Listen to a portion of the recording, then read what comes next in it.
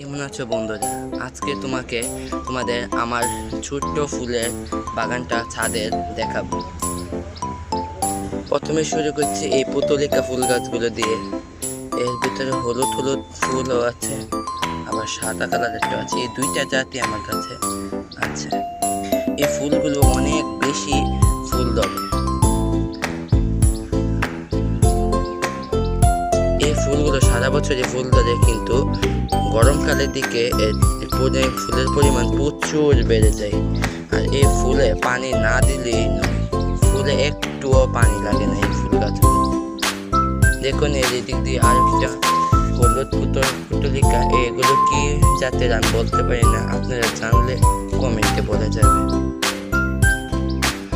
যে দেখুন আমি একটি জগের ভিতরেও লাগিয়েছি। ভাঙা জগ থাকলে এভাবে আপনারা লাগাতে পারেন। তারপর